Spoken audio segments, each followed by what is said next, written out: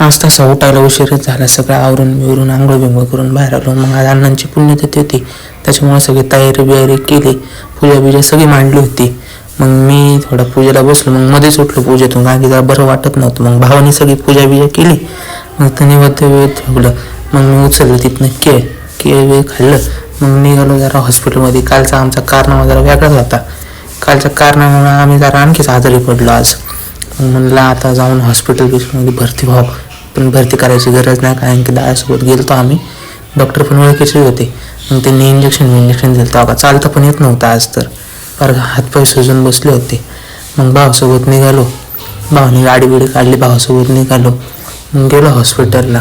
हॉस्पिटलमध्ये पण म्हणावं तशी गर्दीच होती. आज वाटलं होतं जरा बरं म्हणणं, तर गणपतीला जायचा विचार होता, पण गणपतीला काही गेलो नाही आम्ही, कारण की मध्येच आजारी पडलो. मग हॉस्पिटलजवळ होतं, हॉस्पिटलला आलो. मग तिथं अर्धा एक तास गेला. इंजेक्शन घेऊन मग बाहेर आलो. मग म्हणलं घरच्यांनी काम सांगितलं, मसाले शोधायचे होते. मग रॉंग साईडनेच गाडी घातली. कोण म्हणलं युटर्न मारत बसणार. रॉंग साईडनेच घेतली गाडी सरळ घराकडं. पण घरीच जायचं होतं, पण मसाले शोधायचे होते, पण मसालेवाला काय भेटला नाही. म्हणून सरळ घराकडे घेतली गाडी भावाने.